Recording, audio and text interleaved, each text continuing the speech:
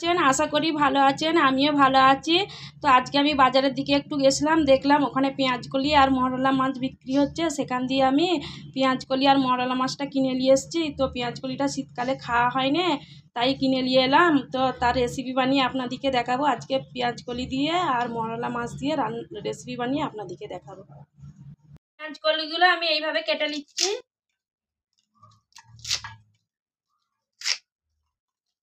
খুব বড়ও নয়, খুব ছোটও নয়, মিডিয়াম সাইজের কেটে নিচ্ছি। খুব সুন্দর করে কেটে নিচ্ছি। কলিগুলো আমার কাটা হয়ে গেছে। এবারে আলুটা আমি কেটে নিচ্ছি।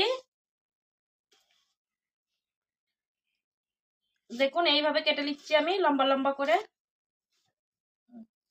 এইভাবে লম্বা লম্বা করে কেটে নিচ্ছি। কাটা হয়ে গেছে। এবারে মাছটা আমি ভেজে নেব। মাছটা ভাজার জন্য আমি অল্প একটু হলুদ গুঁড়ো আর অল্প একটু লবণ দিয়ে দিচ্ছি, দিয়ে মাখিয়ে নিচ্ছি। কড়াটা আগে দিয়ে গরম করতে দিয়ে দিয়েছিলাম, তেলটা দিয়ে দিচ্ছি। তেলটা গরম হয়ে গেছে, মাছটা দিয়ে দিচ্ছি।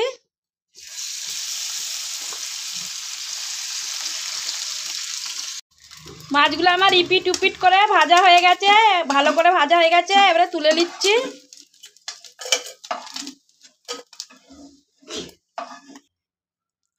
অল্প একটু তেল দিচ্ছি, দিয়ে পেঁয়াজ কলিগুলো ভেজে নেবো একটু।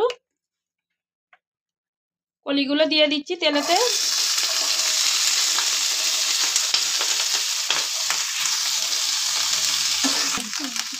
অল্প একটু লবণ দিয়ে দিচ্ছি। হালকা করে ভেজে নেবো, বেশি ভাজবো না। পেঁয়াজ কলিগুলো আমি ভেজে নিয়েছি, দেখুন হালকা করে ভেজে নিয়েছি। তুলে নিচ্ছি একটা প্লেটে।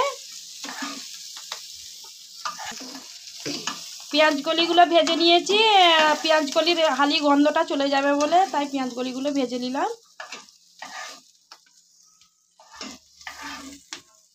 কড়াই আমি তেল দিয়ে দিচ্ছি, অল্প একটু কালো জিরে দিয়ে দিচ্ছি, কেটে রাখা পেঁয়াজটা দিয়ে দিচ্ছি।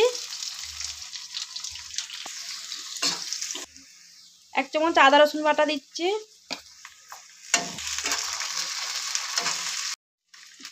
স্বাদ অনুযায়ী লবণ দিয়ে দিচ্ছি।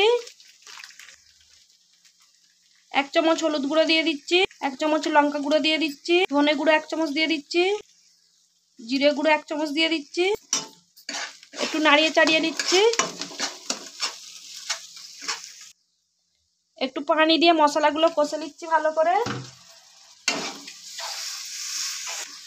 কেটে রাখা আলুগুলো দিয়ে দিচ্ছি।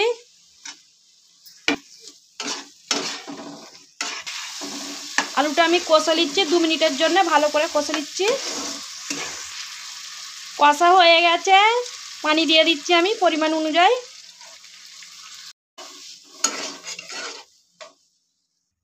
5 মিনিটের জন্য চাপা দিয়ে দিচ্ছি। 5 মিনিট হয়ে গেছে, খুলে আমি দেখছি চাপাটা।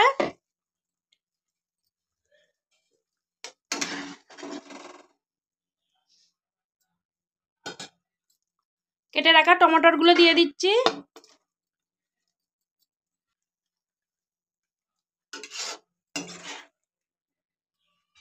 ভেজে রাখা কলিগুলো দিয়ে দিচ্ছি।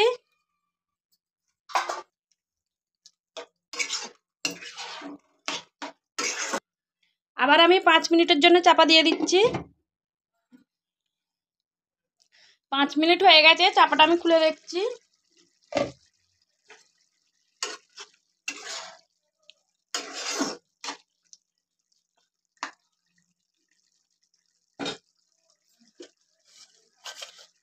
ভেজে রাখা মাছগুলো দিয়ে দিচ্ছি।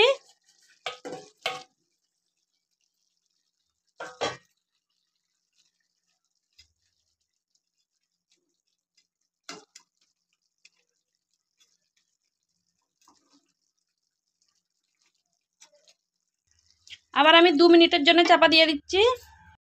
2 মিনিট হয়ে গেছে, চাপাটা আমি খুলে দেখছি।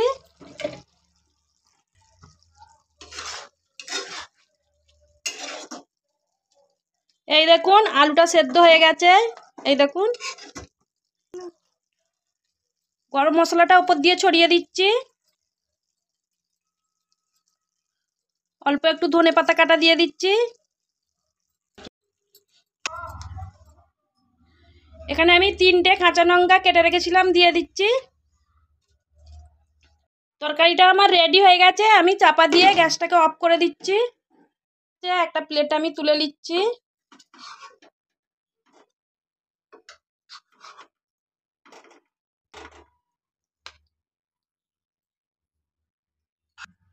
দেখুন তরকারিটা আমার কত সুন্দর হয়েছে, কত সুন্দর লাগছে। যদি আমার ভিডিওটা ভালো লাগে তাহলে আমার চ্যানেলটাকে সাবস্ক্রাইব করে নেবেন, আর লাইক করবেন, শেয়ার করবেন, কমেন্ট করবেন। ধন্যবাদ, বাই।